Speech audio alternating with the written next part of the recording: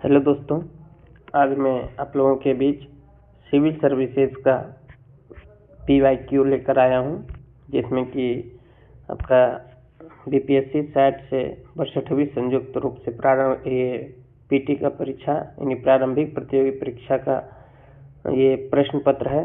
ठीक है, और इसमें करेंट अफेयर का दोस्तों करेंट अफेयर 2025 के साथ मैं अपडेट करके ये वीडियो आप लोगों के बीच लाया हूँ। यह वीडियो देखने के बाद आप लोगों को हुआ है सारे एग्जाम जिसमें कि GS की बहुलता हो, बहुत ही उपयोगी होगा। ठीक है, तो आइए देखते हैं कि आज हम लोग किस किस बिंदुओं पर चर्चा करते हैं। ठीक है, एक गैस पाइपलाइन के बारे में देखेंगे हम लोग। ये देखिए किस ढंग से कंटेंट में मैंने तैयार किया है आप लोगों के बीच। जैसे देखिए, इससे इस PYQ क्वेश्चन से ये पता लगता है दोस्तों कि क्या क्या पूछने का आपका ट्रेंड है। जैसे ट्रेंड है यहाँ पर कि सतत विकास लक्ष्य सूचकांक में भारत का स्थान कौन सा है। 2016 का है, क्योंकि ये पेपर हुआ था 2016 में। तो हम लोग इसमें चर्चा करेंगे 2016 के बारे में नहीं, बल्कि हम लोग अभी 2025 के दृष्टिकोण से देखेंगे। ठीक है, कि 2025 में कौन सा रैंक रहा है और उससे संबंधित करेंट को मैं अपडेट किया हूँ। ठीक है, तो उसके बाद फिर हम लोग जलवायु परिवर्तन के बारे में देखेंगे, अमेरिकी राष्ट्रपति है ना, जितने भी नए आपका करेंट अफेयर का इसमें बहुलता है दोस्तों। करेंट अफेयर को मैंने 2025 के साथ में अपडेट किया हूँ, नोबेल पुरस्कार से संबंधित थे। ठीक है, और कई ऐसे क्वेश्चन हैं जो करेंट अफेयर से संबंधित, GDP से संबंधित, सबको मैं अपडेट किया हूँ। तो आइए बिना देर किए मैं इस लेक्चर को शुरुआत करता हूँ। पहला है दोस्तों कि ईरान पाकिस्तान गैस पाइपलाइन को निम्न नाम से जाना जाता है। यानी ईरान पाकिस्तान गैस पाइपलाइन है, इसको एक और नाम से जाना जाता है। उसका नाम क्या है? तो उसका नाम है दोस्तों शांति पाइपलाइन। क्या नाम है? शांति पाइपलाइन है। ठीक है, ये इसकी शुरुआत दोस्तों 2013 ईस्वी में हुई थी। ईरान पाकिस्तान गैस पाइपलाइन की शुरुआत कब हुई थी? 2013 ईस्वी में हुई थी। ठीक है, यहाँ लिखे हैं ईरान पाकिस्तान गैस पाइपलाइन, जिसे पीस पाइपलाइन या IP यानी ईरान पाकिस्तान गैस के नाम से भी जाना जाता है। ये ईरान से पाकिस्तान तक प्राकृतिक गैस पहुंचाने के लिए निर्माणाधीन है। ठीक है, यानी कि ईरान से पाकिस्तान जो है ये प्राकृतिक गैस पहुंचाया जाता है। इसकी कुल लंबाई है दोस्तों 2775 किलोमीटर। ठीक है, ये पाइपलाइन है, इसे ध्यान में रखेंगे। अगला देखते हैं दोस्तों कि भारत का 2016 में सतत विकास सूचकांक में कौन सा स्थान है। तो इस क्वेश्चन को हम लोग 2016 के दृष्टिकोण से नहीं पढ़ेंगे। इस क्वेश्चन से हमें ये सीखना है कि सतत विकास लक्ष्य से भी क्वेश्चन पूछा जाता है। अगर आंसर देखना चाहें तो ये 110वां है, लेकिन इसे याद नहीं रखना है। याद क्या रखना है? आइए आप लोगों के बीच मैं 2025 के डाटा लेकर आया हूँ। ठीक है, तो भारत की रैंकिंग 2025 में SDG इसको कहते हैं, सतत विकास लक्ष्य में 167 देशों में 99वां स्थान है, जो कि पहली बार भारत जो है टॉप 100 के अंदर आया है। ठीक है, तो क्वेश्चन पूछेगा कि SDG यानी कि सतत विकास लक्ष्य में भारत का स्थान कितना है? तो 99वां है। कितने देशों में? 167 देशों में। कितने देशों में दोस्तों? 167 देशों में। उसका स्कोर अगर ज़्यादा डीपली जाएगा, इसका स्कोर भी पूछा जा सकता है कि इसका स्कोर कितना है। तो स्कोर है आपका 67। सुधार हुई 2024 से। 2024 में इसका स्थान था, भारत का 109वां स्थान था। ठीक है, और ये पहली बार टॉप 100 में आया है। वैश्विक स्थिति में देखा जाए तो शीर्ष रैंक किसका है? फिनलैंड है 87 स्कोर के साथ। उसके बाद स्वीडन और डेनमार्क है।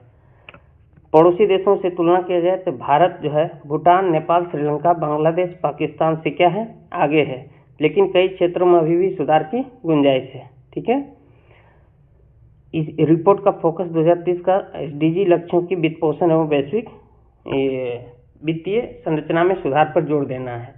मुख्य रूप से यहाँ से क्वेश्चन क्या बनेगा दोस्तों कि सतत विकास लक्ष्य लक्ष्य में भारत का स्थान कौन सा है? तो 99वां स्थान है। कितने देशों में? 167वां देशों में। स्कोर कितना है? 67। टॉप में अगर पूछा जाए तो फिनलैंड हो जाएगा 87 स्कोर के साथ। अगला क्वेश्चन है दोस्तों, जलवायु परिवर्तन पर संयुक्त राष्ट्र संघ का कन्वेंशन ढांचा किससे संबंधित है? तो जलवायु परिवर्तन पर जो संयुक्त राष्ट्र का संघ का कन्वेंशन ढांचा है वो ग्रीन हाउस में कमी से संबंधित है, ग्रीन हाउस गैस के कमी से संबंधित है। ठीक है, तो ग्रीन हाउस गैस के अंतर्गत क्या क्या आता है दोस्तों? तो ग्रीन हाउस गैस के अंतर्गत आपका आता है कार्बन डाइऑक्साइड आ जाता है, मीथेन आ जाता है, ठीक है, नाइट्रस ऑक्साइड आ जाता है, जलवाष्प आ जाती है, हाइड्रोक्लोरोकार्बन आ जाता है। ये सब जो है आपका ग्रीन हाउस गैस है। ग्रीन हाउस गैस होता क्या है दोस्तों?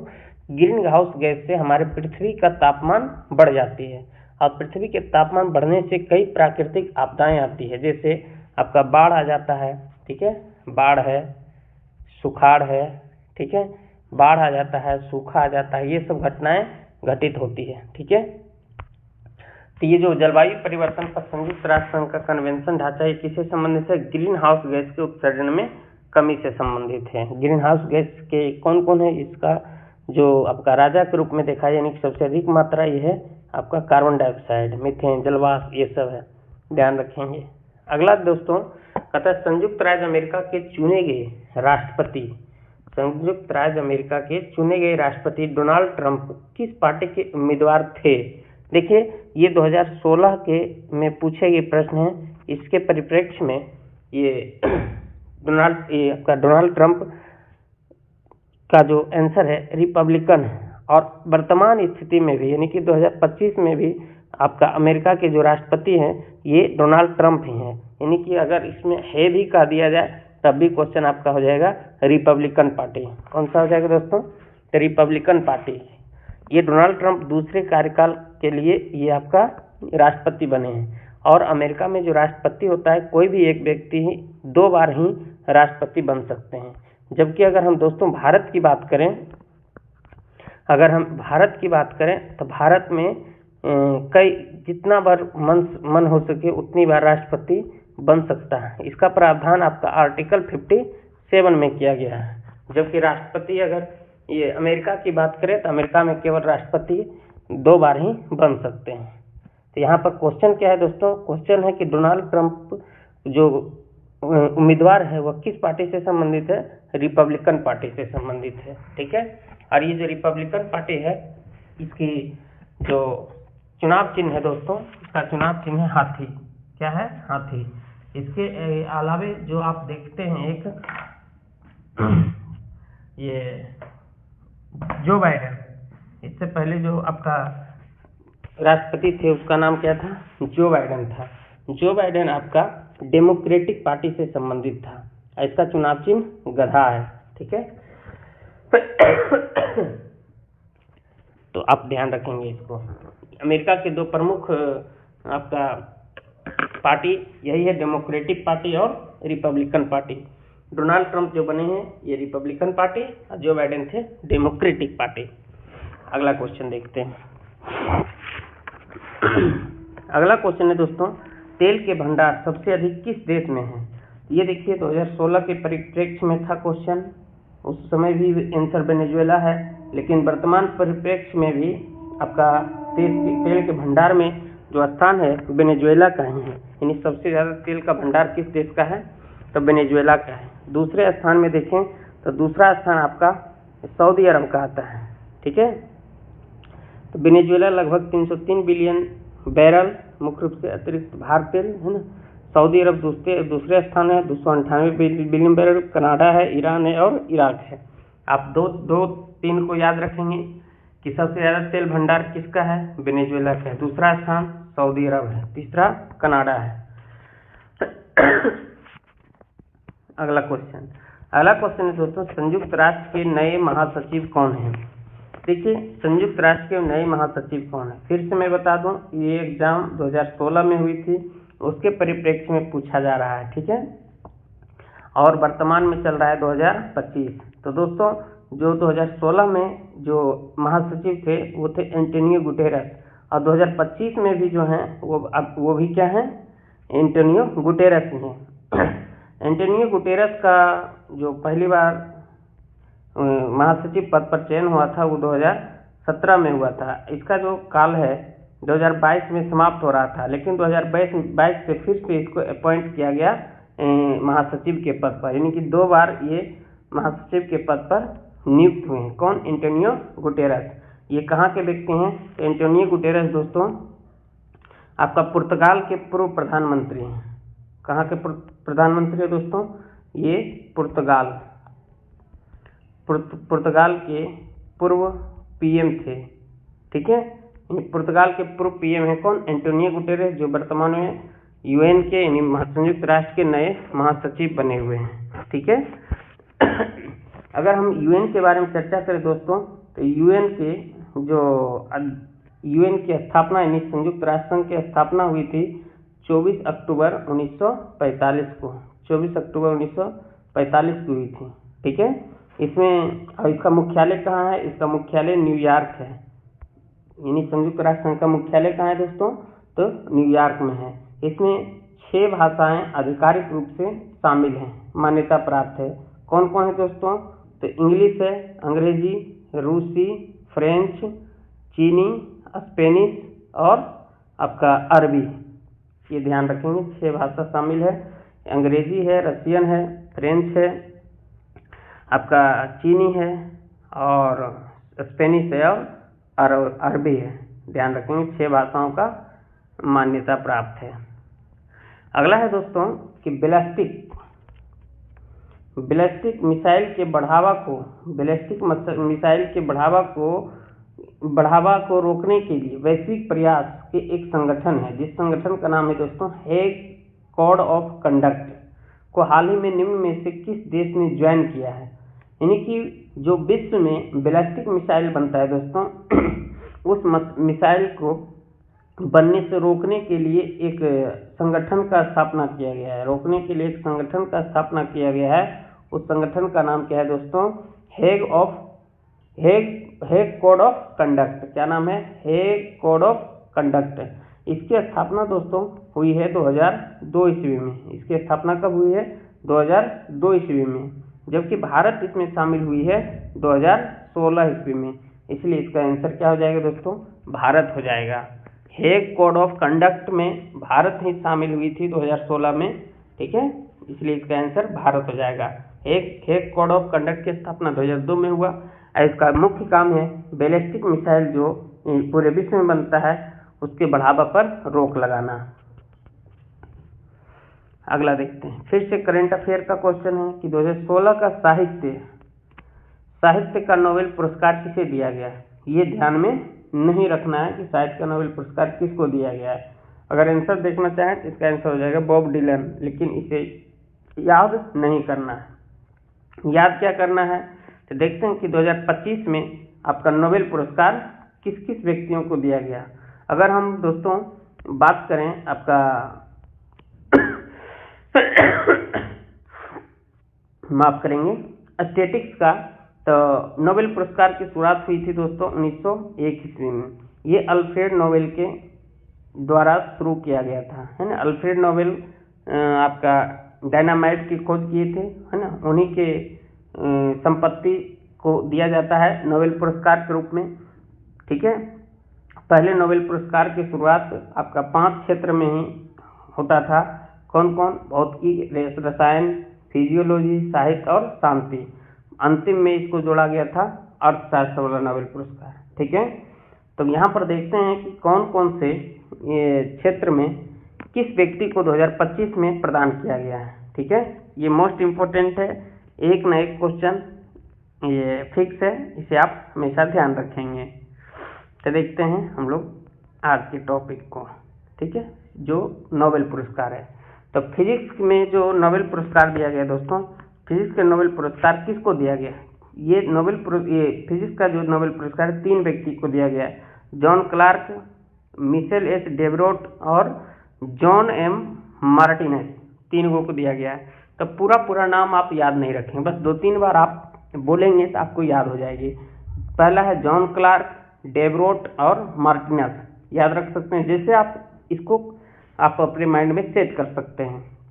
तो पहला क्या है दोस्तों, जॉन क्लार्क, डेवरोट और मार्टिनस। ये किसका है, फिजिक्स से संबंधित है। किसके लिए दिया गया था, तो माइक्रोस्कोपिक क्वांटम मैकेनिकल टनलिंग की खोज के लिए दिया गया था। ये ज़्यादा टफ करना रहेगा, क्वेश्चन तब पूछेगा कि किसके लिए दिया गया है। ऐसा सामान्यतः जो पूछा जाता है कि किसको किसको दिया गया है, तो किसको किसको दिया गया है दोस्तों, जॉन क्लार्क को, डेवरोट को और मार्टिनस को। किस क्षेत्र में, भौतिकी के क्षेत्र में। दूसरा देखते हैं दोस्तों, केमिस्ट्री के क्षेत्र में किसको किसको दिया गया है, तो केमिस्ट्री क्षेत्र में सुसुम किटागावा, रिचर्ड रॉबसन और उमर यागी। ठीक है, ये 3 व्यक्ति को दिया गया है। किसको किसको, केमिस्ट्री में 3 को दिया गया है। आपका याद रख सकते हैं, केमिस्ट्री में सुसुम, रॉबसन, उमर यागी। सुसुम, रॉबसन और उमर यागी, ये किसके लिए दिया गया है, तो मेटल ऑर्गेनिक फ्रेमवर्क के विकास के लिए दिया गया था। ये क्वेश्चन कम पूछता है कि किसके लिए दिया गया था, ज़्यादा क्वेश्चन पूछता है किसे दिया गया था। ठीक है, अगला देखते हैं। अगला है दोस्तों फिजियोलॉजी या मेडिसिन। ठीक है, मेडिसिन में किसको किसको दिया है, तो मेरी ब्रेंको को दिया गया है ना, मेरी ब्रेंको को, फ्रेड राम्सडेल को और सिमोना साकागुची को। ठीक है, किसको कैसे याद रखेंगे, आपका क्या नाम है दोस्तों, मेरी ब्रेंको, फ्रेड और साकागुची। फ्रेड ब्रेंको हो जाएगा, ब्रेंको, फ्रेड, साकागुची किस में दिया गया है दोस्तों, मेडिसिन में दिया गया है। ठीक है, आगे देखते हैं। अगला है साहित्य। साहित्य वाला मोस्ट इम्पोर्टेंट है, क्योंकि ये सब जो दिया गया है, ये तीन व्यक्ति को दिया गया है। साहित्य में दिया जाता है केवल एक व्यक्ति को, और ये मोस्ट इम्पोर्टेंट है।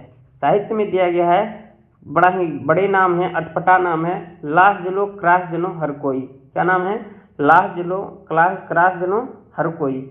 ये दिया गया है आपका साहित्य का पुरस्कार, ये ध्यान में रखेंगे। अगला है दोस्तों शांति का पुरस्कार। साहित्य और शांति 2 बहुत इंपॉर्टेंट आपका हो जाता है। ठीक है, शांति का जो दिया गया है मारिया कोरिना, है ना, मारिया कोरिना मचाडो। और ये कहाँ के व्यक्ति थे, वेनेजुएला के व्यक्ति थे। ये भी ध्यान में रखेंगे, कहाँ के व्यक्ति थे, तो वेनेजुएला के व्यक्ति थे। कौन, मारिया कोरिना मचाडो।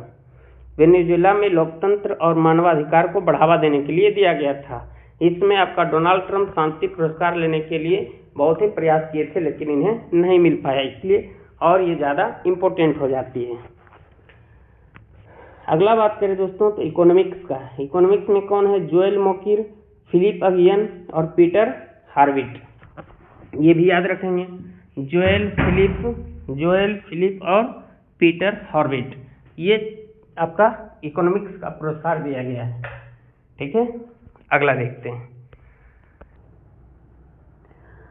अगला देखते हैं दोस्तों, यूरोजोन का नवीनतम सदस्य कौन है। देखिए यूरोजोन पहले है क्या, इसको हम लोग जानते हैं। ठीक है, यूरोजोन है क्या चीज़। यूरोजोन दोस्तों आप जानते हैं कि एक विश्व में एक संगठन है यूरोपियन यूनियन, जिसको हम लोग यूरोपीय संघ कहते हैं। ठीक है, यूरोपीय संघ कहते हैं इसको। और यूरोपीय संघ में अभी वर्तमान में कुल 27 देश शामिल है। 27 देश में जो भी 27 देश है, जिसमें से आपका टोटल 20 देश का जो मुद्रा है, उसका 20 देश का मुद्रा एक ही है, जिसका नाम क्या है, यूरो। 20 देशों का जो मुद्रा है उसका नाम क्या है दोस्तों, यूरो। ये जो 27 देशों में 20 देशों को जो सबका मुद्रा यूरो है, यही जो प्रोसेस है इसी को क्या कहते हैं हम लोग, यूरो जोन कहते हैं। क्या कहते हैं दोस्तों, यूरो जोन। इनकी यूरोपीय संघ के 27 देशों में 20 देशों की मुद्रा एक है, जिसे यूरो जोन कहा जाता है। तो ये जो उस समय की बात है, 2016 के परिप्रेक्ष्य में ये क्वेश्चन बना है दोस्तों। तो उस समय जो लेटेस्ट आपका यूरो जोन का सदस्य था वो था लिथुआनिया, लेकिन वर्तमान में 20वां सदस्य बन गया है आपका यूरोप अपनाने वाला। उसका नाम क्या है दोस्तों, क्रोएशिया। इसलिए इसका आंसर क्या हो जाएगा, क्रोएशिया। 2016 में 19 देश का आपका राष्ट्रीय मुद्रा यूरो था, लेकिन वर्तमान में यानी 2025 के अनुसार आपका देखा जाए तो 20वां देश आपका क्रोएशिया बना है, जिसका राष्ट्रीय मुद्रा क्या है, यूरो है, इसलिए इसका आंसर हो जाएगा यूरो, या क्रोएशिया, ध्यान रखेंगे। अगला देखते हैं दोस्तों हम लोग, ये महाभारत किस पर्व की अध्याय है। अगला क्या है दोस्तों, महाभारत किस पर्व की अध्याय है। तो महाभारत आपका भीष्म पर्व का अध्याय है। ये क्या होता है अध्याय, कहता है महाभारत मुख्य रूप से भीष्म पर्व से संबंधित है। क्यों, क्योंकि कहा जाता है कि इसी पर्व में कुरुक्षेत्र युद्ध के पहले 10 दिनों और सबसे महत्वपूर्ण श्रीमद् भागवत गीता सुनाए थे भगवान कृष्ण जी अर्जुन के बीच का संवाद हुआ था, है ना। भगवान कृष्ण अर्जुन के बीच की संवाद जो है आपका इसी पर्व के दौरान हुआ था, भीष्म पर्व, ठीक है। लेकिन पूरा महाभारत को 18 पर्वों में बांटा गया, नहीं 18 अध्याय में बांटा गया, ठीक है। तो आप याद रखेंगे कि महाभारत को कितने अध्याय में बांटा गया, 18 अध्याय। और सबसे इम्पोर्टेंट कौन सा है, भीष्म पर्व है, क्योंकि इसी में भगवान कृष्ण और अर्जुन के बीच संवाद दिया गया है, श्रीमद् भगवत गीता के बारे में बताया गया है। अगला देखते हैं। अगला क्वेश्चन है दोस्तों कि भारत के किस राज्य में भारत का प्रथम तथा एशिया का सबसे लंबा साइकिल हाईवे खोला गया है। इसका आंसर हो जाएगा यूपी, ठीक है। ये उतना इम्पोर्टेंट अभी नहीं है, उस समय के लिए ज़्यादा इम्पोर्टेंट है। अगला क्वेश्चन है कि भारत का कौन सा राज्य सर्वप्रथम खुले में शौच से मुक्त राज्य घोषित किया गया है।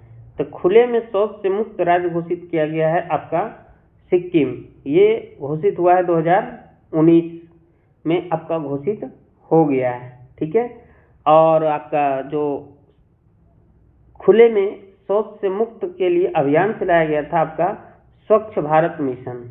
क्या चलाया गया था दोस्तों, स्वच्छ भारत मिशन। और ये शुरू हुआ था 2014 में। कब शुरू हुआ था दोस्तों, 2014 में, ध्यान रखेंगे।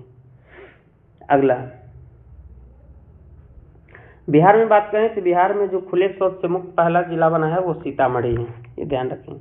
अगला क्वेश्चन है दोस्तों, भारत के वित्तीय वर्ष 2016-17 का राजकोषीय घाटा लक्ष्य क्या है। तो राजकोषीय घाटा लक्ष्य 2016-17 में पूछा गया दोस्तों। तो 16-17 को हमें ध्यान में नहीं रखना है, अगर आंसर देखना चाहें तो 3.5% है, ठीक है। हम लोग जो अभी वित्तीय वर्ष की घाटा के बारे में राजकोषीय घाटा देखेंगे वो 2025-26 के बारे में देखेंगे। किसके बारे में देखेंगे दोस्तों, 2025-26 के बारे में।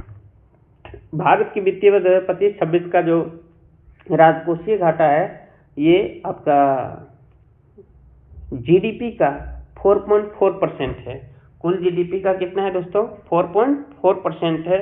मोस्ट वीवीआई क्वेश्चन बनता है कि वित्तीय वर्ष 2025-26 के अनुसार राजकोषीय घाटा कितना है। तो आपका कुल जीडीपी का 4.4% है, ठीक है। ये केंद्रीय बजट 2025-26 में घोषित किया गया था। ये इम्पोर्टेंट बिंदु के रूप में यहाँ पर लिखा गया है कि जीडीपी का लक्ष्य 4.4% है। कब घोषणा किया गया, तो केंद्रीय बजट के दौरान। उद्देश्य क्या, आर्थिक विकास और वित्तीय स्थिरता के बीच संतुलन। और राशि के रूप में देखा जाए 15.69 लाख करोड़ रुपया, ठीक है, ध्यान रखेंगे। अगला है दोस्तों कि वर्ष 2016 का संयुक्त सेना अभ्यास मित्र भारत और आपका मित्र अभ्यास, मित्र का सेना अभ्यास किसके बीच हुआ है। तो मित्र का जो अभ्यास हुआ है वो थाईलैंड के बीच और इंडिया के बीच हुआ है। ये 16 ही नहीं, जब होगा तो आप ध्यान रखेंगे कि मित्र अभ्यास जब होगा तो भारत और थाईलैंड के बीच ही होगा। इंडोनेशिया के दौरान क्या होता है इंडोनेशिया में, तो इंडोनेशिया में होता है दोस्तों किसके बीच, इंडोनेशिया और इंडिया के बीच जो होता है उसका नाम है गरुड़ शक्ति। क्या नाम है दोस्तों, गरुड़ शक्ति, ठीक है। अगर हम मलेशिया की बात करें तो मलेशिया और इंडिया के बीच जो होता है इसका नाम है हरिमो शक्ति। क्या है दोस्तों, हरिमो शक्ति। अगर हम बात करें मालदीव, तो मालदीव के बीच जो होता है एक्वेरिन। क्या नाम है, एक्वेरिन, ध्यान रखेंगे। अगला है दोस्तों राष्ट्रीय स्तनपान कार्यक्रम माँ किस केंद्रीय मंत्रालय द्वारा जारी किया गया है। तो इसको जारी किया गया स्वास्थ्य एवं परिवार कल्याण मंत्रालय के द्वारा। अगला भारत का प्रथम टेक्सटाइल विश्वविद्यालय किस राज्य में स्थापित किया जाएगा? ये आपका जो भारत में पहला टेक्सटाइल विश्वविद्यालय जारी किया गया है वो कहाँ है दोस्तों? ये अपना गुजरात में है। कहाँ है? गुजरात में है। टेक्सटाइल यानी कि वस्त्र के रूप में, ठीक है। और आपको पता होगा भारत जो है कपास की जन्मभूमि है और कपास सबसे ज़्यादा गुजरात और महाराष्ट्र एरिया में होती है, इसीलिए विश्वविद्यालय जो है खोला गया है गुजरात में। अगला है दोस्तों कि निम्न में से कौन सा बॉन्ड द्वारा भारतीय संस्थान विदेशी बाजारों से विदेशी मुद्रा के बजाय रुपया में पैसा जुटा सकता है? तो ये भारत में सबसे ज़्यादा मसाला का उत्पादन होता है और निर्यात भी होता है, इसलिए मसाला बॉन्ड के द्वारा आपका भारतीय संस्थान विदेश में जाकर विदेशी मुद्रा के बजाय रुपया में पैसा जुटा सकता है। यानी दूसरा में ये बोल सकता है कि मैं जब भी ये मसाला दूंगा तो रुपया में दूंगा, ठीक है, क्योंकि ये भारत सबसे बड़ा उत्पादक एवं निर्यातक देश है मसाला का। जल्दी से आप लोग अगर आप पता है तो बताइए, भारत में आपका मसालों का बगीचा कहाँ है या किसे कहा जाता है? आप आंसर में बताएंगे। अगला है दोस्तों, हाल ही में भारतीय रेलवे द्वारा रेल दुर्घटना को समाप्त करने के लिए कौन सा सुरक्षा तंत्र जारी किया गया है? तो जब 2016 की बात है दोस्तों, तो उस समय जो है शुरू किया गया था त्रिनेत्र, लेकिन वर्तमान परिप्रेक्ष्य में अगर बात करें तो वर्तमान परिप्रेक्ष्य में आपका ये जो सुरक्षा के लिए चला गया है उसका नाम है सुरक्षा कवच।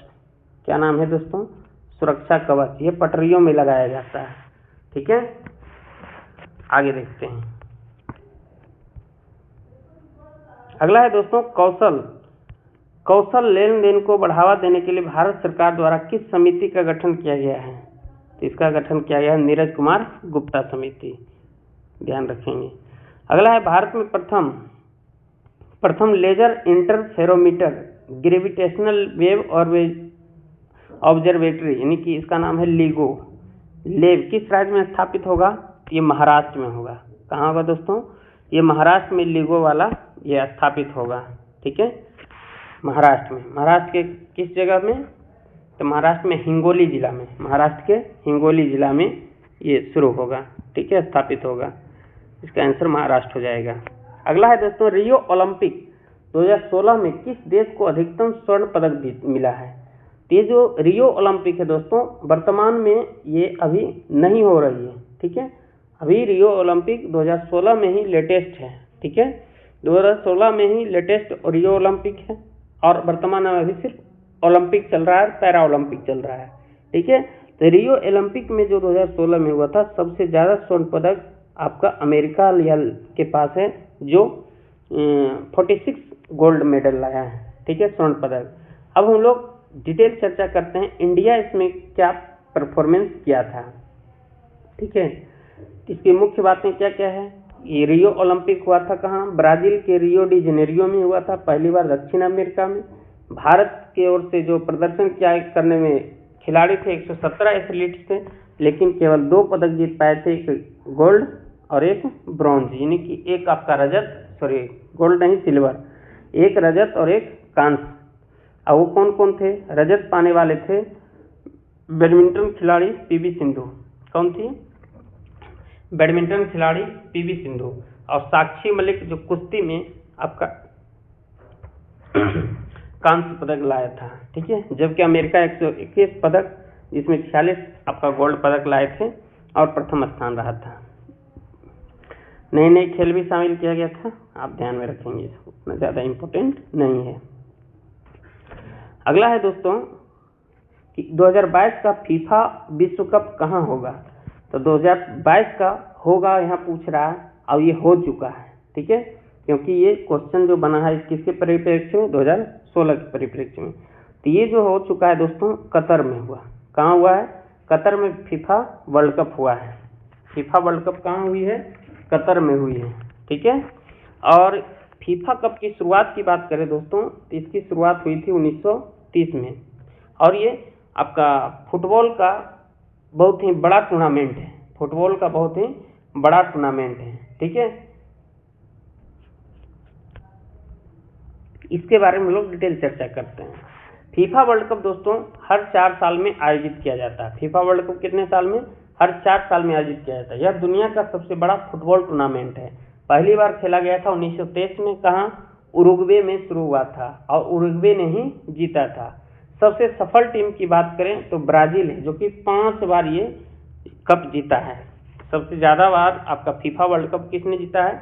ब्राजील ने 5 बार। इसके बाद में 2 देश हैं आपका जर्मनी और इटली, जो 4-4 बार खिताब जीता है। अच्छा, 2022 में जो हुआ है उसका क्या क्या परिणाम है? तो 2022 में अर्जेंटीना और फ्रांस के बीच हुआ था, जिसमें कि फ्रांस को हरा दिया गया था अर्जेंटीना के द्वारा, और अर्जेंटीना तीसरा बार ये खिताब जीता है। ठीक है, और यह पहला विश्व कप था जो अरब देश में एशिया में आयोजित हुआ है। ठीक है, और एशिया देश में कतर है, कतर की राजधानी दोहा है। जबकि हम बात करेंगे आगामी एग्जाम की 2026 में जो होगा, क्योंकि 2022 में हुआ और हम जानते प्रत्येक 4 साल में होगा, तो 2026 में जो यह विश्व कप होगा जिसमें 48 टीमें भाग लेगी। ठीक है, और यह कहाँ होगा? तो आपका उत्तरी अमेरिकी देश में होगा, जो कनाडा, मेक्सिको और अमेरिका में होगा। ये मोस्ट इम्पोर्टेंट है। ठीक है, कि फीफा वर्ल्ड कप 2026 का आयोजन कहाँ होगा?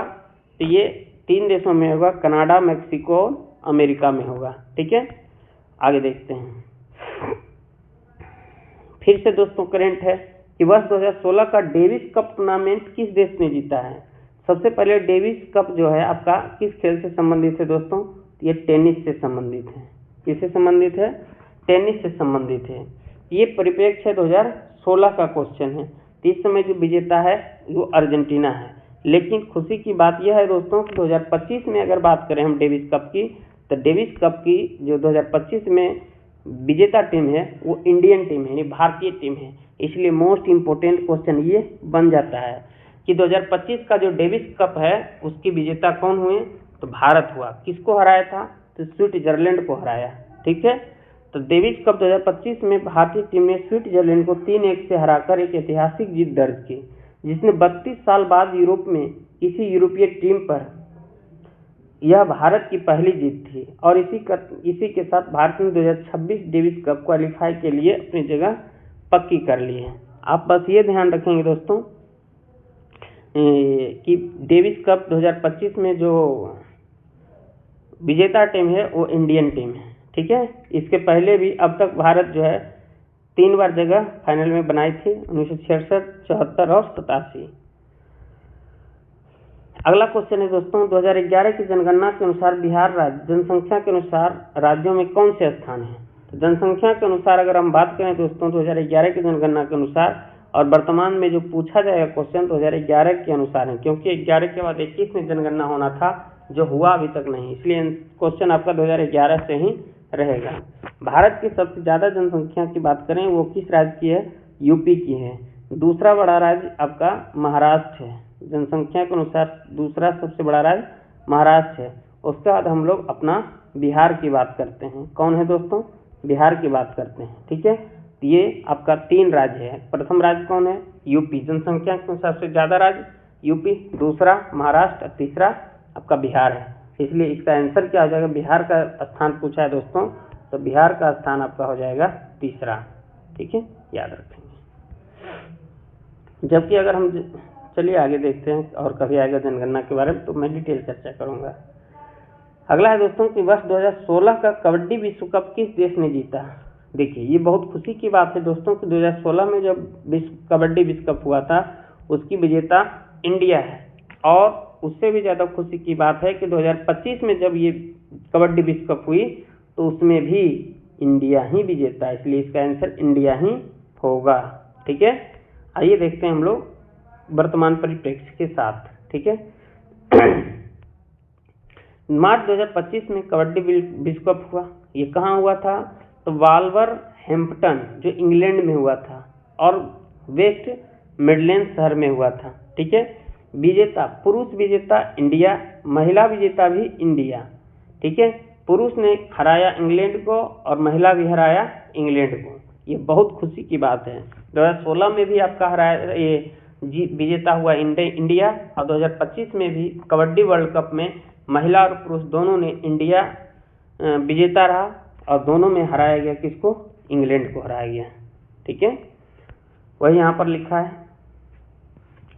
और एक बार अलग से आपका विश्व कप हुआ था महिला का सिर्फ, जिसमें कि ढाका में हुआ था, विजेता इंडिया रहा, हराया चीनी ताइपे का।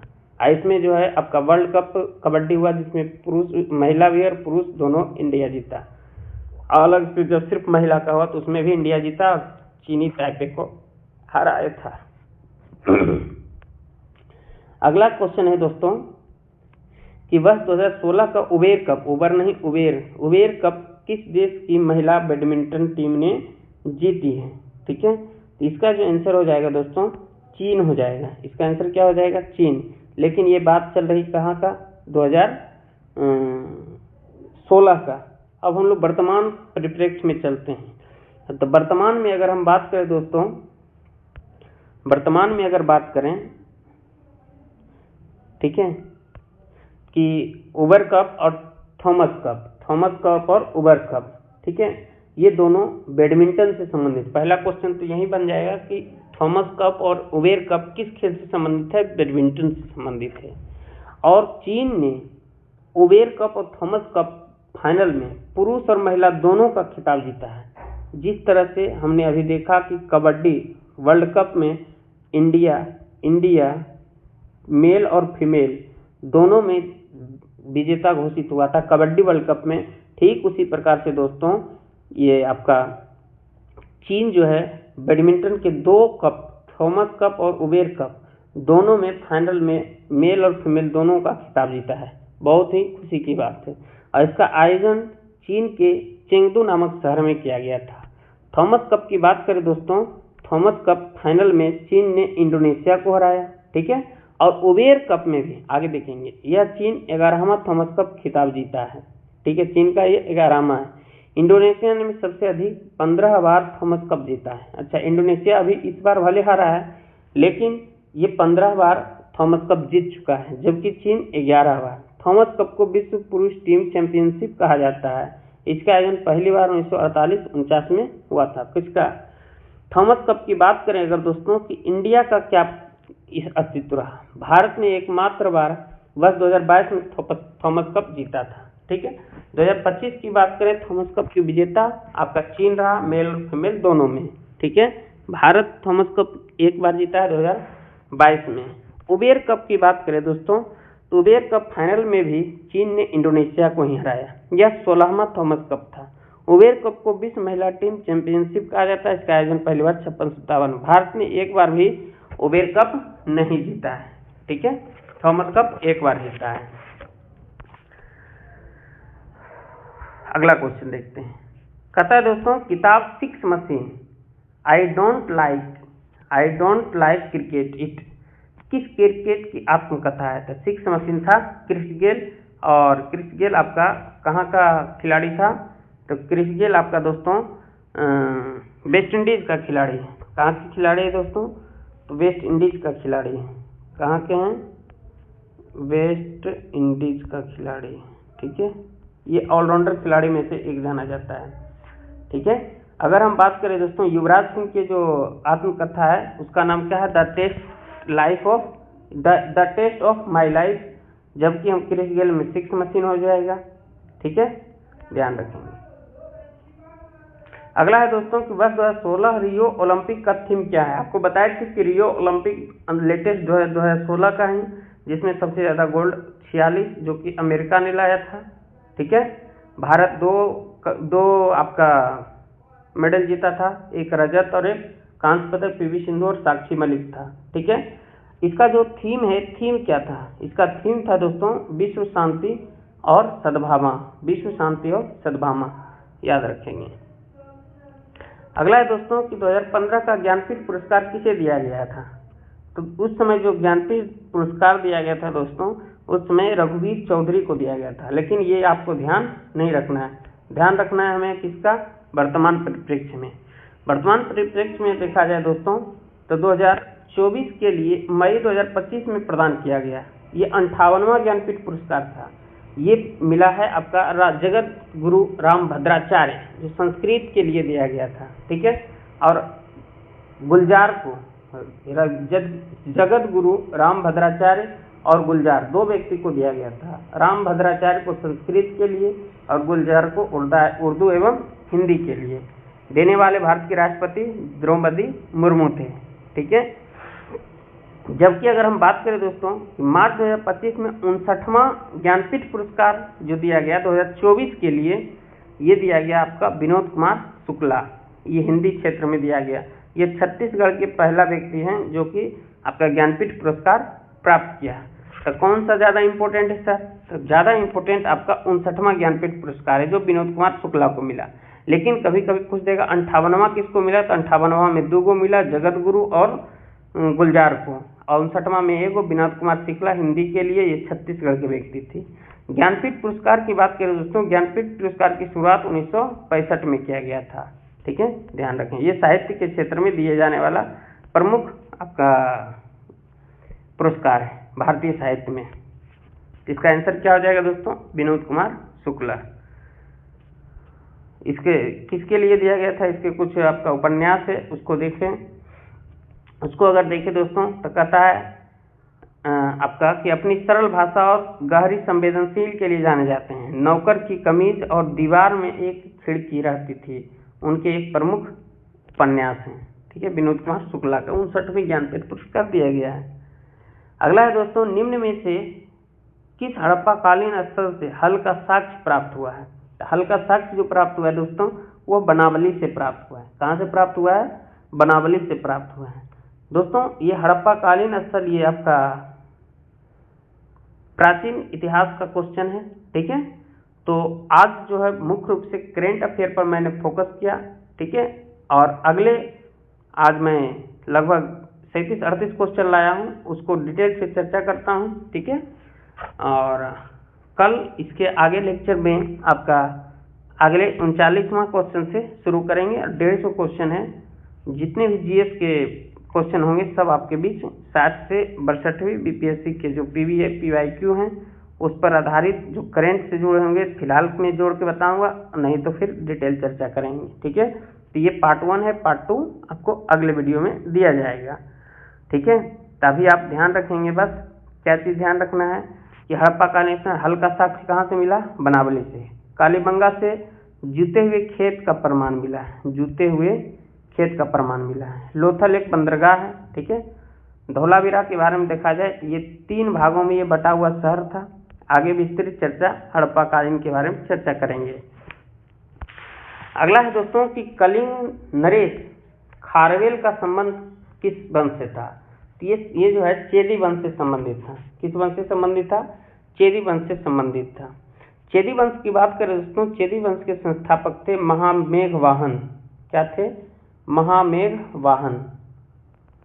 महामेघवाहन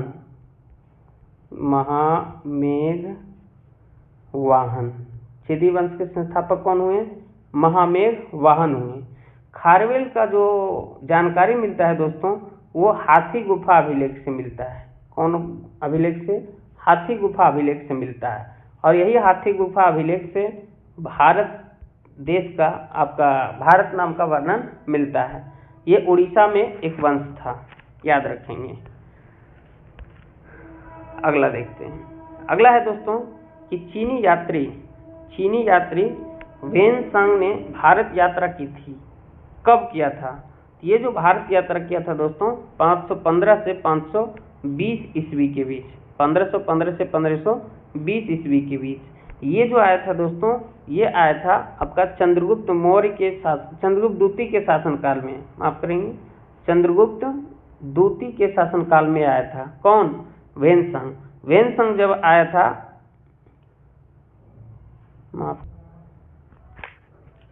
माफ करेंगे दोस्तों, आपका वेनसांग जो है आपका हर्षवर्धन के काल में आया था। किसके काल में? हर्षवर्धन के काल में आया था। ठीक है, और आपका जो चंद्रगुप्त द्वितीय है, चंद्रगुप्त के शासन काल में आपका फाहियान आया था। कौन आया था? फाहियान आया था। ठीक है, और ये जो फाहियान आया था, फाहियान एक पुस्तक लिखे थे जिसका नाम था फुकोकी, है ना, फुकोकी। और जो वेनसांग है इसका नाम है सीयूकी। ठीक है, तो वेनसांग आया था हर्षवर्धन के शासनकाल में। कब आया था? आपका 515 से 20 ईस्वी के बीच आया था, जबकि चंद्रगुप्त द्वितीय के शासनकाल में आपका फाहियान आया था। ये दोनों आपका चीनी यात्री था। आइए कुछ भारत में आने वाले विदेशी यात्री के बारे में चर्चा करते हैं। ठीक है दोस्तों, अगर हम देखें, मेगास्थनीज एक यात्री हैं। ठीक है, मेगास्थनीज जो यात्री हैं दोस्तों, ये यूनान देश के हैं। आए कहाँ हैं? आए थे आपका चंद्रगुप्त मौर्य के दरबार में। क्वेश्चन पूछेगा, मेगास्थनीज विदेशी यात्री किसके दरबार में आया था? चंद्रगुप्त मौर्य के दरबार में आया था। फाहियान की बात करें, फाहियान ये चीनी यात्री हैं, चंद्रगुप्त द्वितीय के शासनकाल में आया। वेनसंग की बात करें, ये हर्षवर्धन के शासनकाल में आया था। ये पुष्यभूति वंश के शासक था, जो चीन की यात्री हैं। यानी ये क्वेश्चन बनता है, फाहियान और वेनसंग ये कहाँ के यात्री थे? दोनों चीन के थे। फाहियान आए थे चंद्रगुप्त द्वितीय के शासनकाल में, और वेनसंग आए थे हर्षवर्धन के शासनकाल में।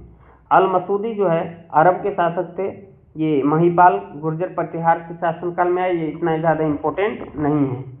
इम्पोर्टेंट ये 3 हैं। ठीक है, Marco Polo, Ibn Battuta, Abdul Razzaq, Domingo Paes, Nuniz, Hawkins भी पूछ देता है, थॉमस, पुटरमिंडी उतना ज़्यादा इम्पोर्टेंट नहीं है, लेकिन ये ज़्यादातर जो लिस्ट दिया गया ये इम्पोर्टेंट है। आइए देखने का प्रयास करते हैं। इब्न बतूता मोरक्को के शासक थे। कहाँ के शासक थे दोस्तों? इब्न बतूता मोरक्को के शासक थे। ये मोहम्मद बिन तुगलक के शासनकाल में आया था। ये दिल्ली सल्तनत के शासक थे, मोहम्मद बिन तुगलक। ठीक है, अब्दुल रज्जाक जो कि ईरान यानी फारस के यात्री थे, ये देवराय द्वितीय के शासनकाल में आया। अब्दुल रज्जाक देवराय द्वितीय के शासनकाल में आया। ठीक है, नूनीज देवराय अच्युत देवराय के शासनकाल में, ये पुर्तगाल से संबंधित है। विलियम हॉकिंस जहांगीर के दरबार में, ये इंग्लैंड के थे। थॉमस रो, ये इंग्लिश नाम है, ये सब पता चल जाएगा, इंग्लैंड के यात्री थे।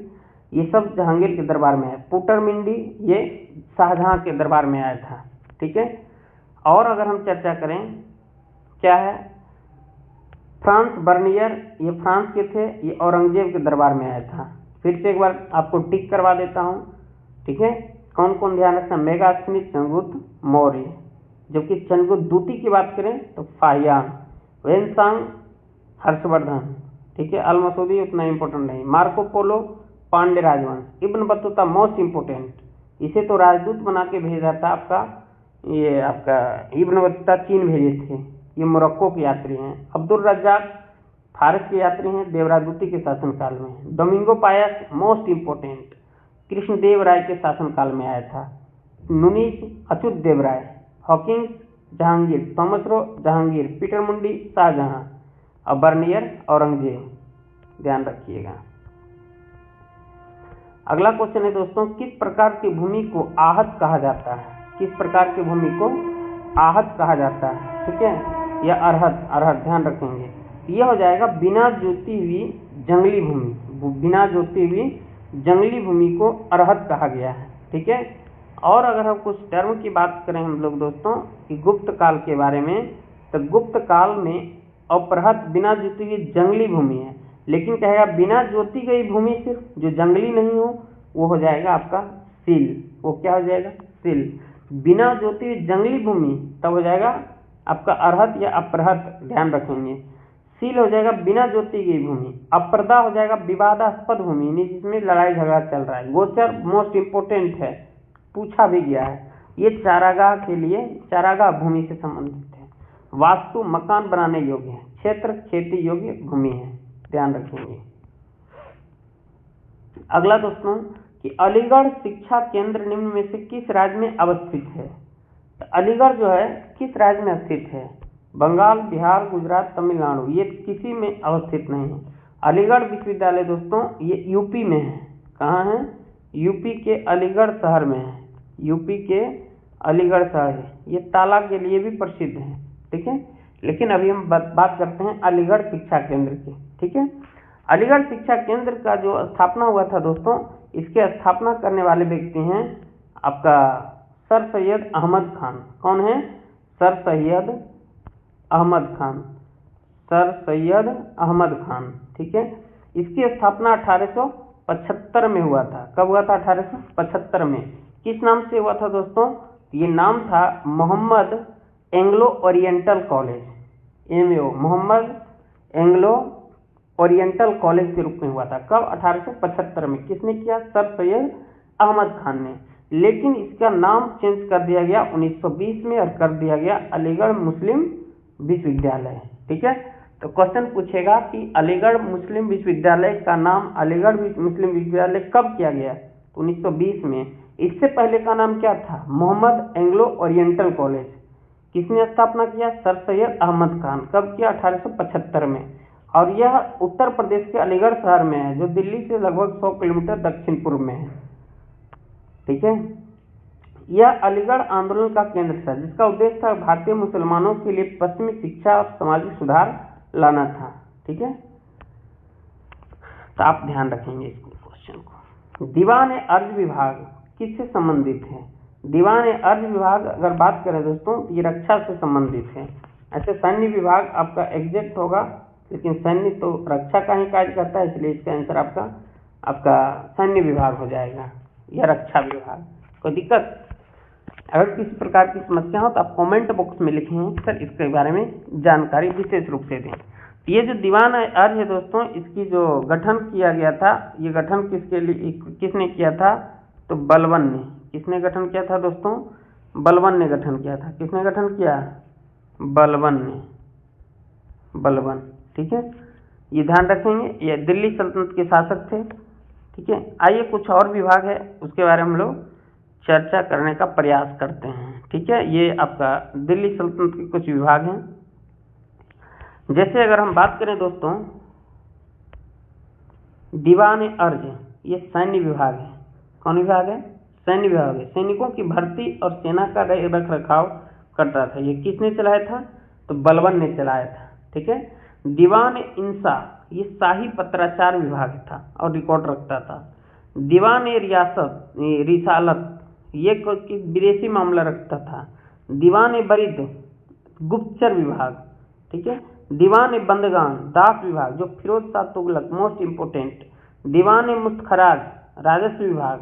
ठीक है, अगर और बात करें दीवान कोही, ये था आपका कृषि विभाग, जो कि मोहम्मद बिन तुगलक ने जारी किया था। अगला देखते हैं, बहमनी राज्य का संस्थापक कौन था? बहमनी राज्य का संस्थापक दोस्तों आपका अलाउद्दीन हसन खां था, जो हसन था। अलाउद्दीन बहमन शाह के नाम से जानता है। इसी को हसन गंगू भी कहते हैं। इसी को और क्या कहते हैं दोस्तों? हसन गंगू के नाम से भी जानते हैं। क्या कहते हैं? हसन गंगू। इसकी जो बहमनी साम्राज्य की स्थापना 1347 ईस्वी में किया गया था। कब किया गया दोस्तों? 1347 ईस्वी में ये आपका हसन गंगू ने स्थापना किया था। ठीक है, और दक्षिण भारत के दो महत्वपूर्ण राजवंश था आपका बहमनी और विजयनगर। ठीक है, विजयनगर की स्थापना 1336 में हरिहर एवं बुक्का नामक दो व्यक्ति थे। ठीक है, आगे कभी आएगी इसकी चर्चा करेंगे। आइए देखते हैं थोड़ा सा हम लोग विजयनगर के बारे में, जो लिखे हैं फिर से एक बार देखते हैं। हसन गंगू, जिसने अलाउद्दीन बहमन शाह की उपाधि धारण की थी। ठीक है, यह 1347 ईस्वी दक्कन में स्वतंत्र राज्य के रूप में स्थापना हुआ। इसकी राजधानी गुलबर्गा था, बाद में बिदर बना। ठीक है, प्रतिद्वंदी था विजयनगर साम्राज्य। इसकी स्थापना किया था हरिहर एवं बुक्का 1336 ईस्वी में। रायचूर द्वाब को लेकर था, जो कृष्णा और तुंगभद्रा है ना, नदियों के बीच का क्षेत्र के लिए संघर्ष था। प्रशासन को गुलबर्गा, बीदर, दौलताबाद, बरारा जैसे प्रांतों में बांटा गया था। संस्कृति फारस, अरबी, दक्कनी उर्दू साहित्य का विकास हुआ था और इस्लामी शिक्षा को बढ़ावा मिला था। मुद्रा हून थी। आखिरी क्वेश्चन है दोस्तों इस लेक्चर का। दोस्तों ये आपका 60 से 62वीं बीपीएससी का ये फर्स्ट लेक्चर था। ठीक है, सेकेंड लेक्चर का आप लोग इंतजार करेंगे। मैं सेकेंड लेक्चर के साथ लेकर मैं बहुत ही जल्द आप लोगों के बीच आऊँगा। ठीक है, उसमें आपका जीएस का ज़्यादा पोर्शन रहेगी। इस लेक्चर में ज़्यादा से ज़्यादा आपका करेंट था। तो दोस्तों, फारस यात्री अब्दुल रज्जाक भारत में किस राज्य के शासनकाल में आया था? अब्दुल रज्जाक जो है आपका देवराय द्वितीय के शासन काल में आया था। देवराय द्वितीय के शासन काल में आया था। ठीक है, ये आपका विजयनगर साम्राज्य से संबंधित शासक थे। तो विजयनगर साम्राज्य में जो विदेशी यात्री आए थे उसका मैं आप लोगों के बीच लिस्ट लाया हूँ। अगर आप ध्यान देंगे तो अभी याद हो जाएगा। तो विजयनगर साम्राज्य में आने वाले विदेशी यात्री कौन कौन है? विदेशी यात्री निकोलो कांटी जो इटली के हैं, अब्दुल रज्जाक फारस के हैं, डोमिंगो पायस पुर्तगाल के हैं, बारबोडोसा पुर्तगाल, सीजर फ्रेडरिक पुर्तगाल, नूनीज पुर्तगाल, निकितिन रूस। ज़्यादातर कहाँ से हैं? तो पुर्तगाल से हैं। ठीक है, निकोलो कांटी इटली से हैं। अब देखते हैं हम लोग कि किसके किसके दरबार में आया था। निकोलो कांटी आपका देवराय प्रथम के दरबार में आया है। अब्दुल रज्जाक देवराय द्वितीय जो अभी क्वेश्चन में था। डोमिंगो पायस कृष्णदेव राय के दरबार में। बहुत इंपोर्टेंट, विजयनगर साम्राज्य के सबसे ज्यादा महान शासक कृष्णदेव राय थे। ठीक है, बारबोडोसा कृष्णदेव राय है ना। सीजर फ्रेडरिक तालिकोटा युद्ध के बाद भ्रमण किया था। तालिकोटा के युद्ध की बात करें दोस्तों, तालिकोटा का युद्ध आपका 1565 ईस्वी में हुई थी। ठीक है, जिसे राक्षसी तांगड़ी का युद्ध के नाम से भी जाना जाता है। ठीक है, नूनीज अच्युत देवराय के शासनकाल में आया और निकितिन जो मोहम्मद तृतीय के शासनकाल में आया। ये सब आपका विजयनगर साम्राज्य में आने वाले यात्री थे। ठीक है, तो हम उम्मीद करते हैं कि आपको ये लेक्चर बहुत ही मजा आया होगा पढ़ने में। ठीक है, अगर आप लोगों को ये लेक्चर पसंद आता है जो PYQ का सीरीज में चला रहा हूँ, तो आप लोग कमेंट बॉक्स में लिखेंगे और हमारे चैनल को सब्सक्राइब भी करेंगे, लाइक करेंगे और अपने दोस्तों तक भी शेयर करेंगे। ठीक है, तो अगर किसी प्रकार की समस्या हो दोस्तों तो आप लोग कमेंट बॉक्स में लिख कर अवश्य बताएं। इसी के साथ मैं इस लेक्चर को यहीं समाप्त करता हूँ। जय हिंद, जय भारत।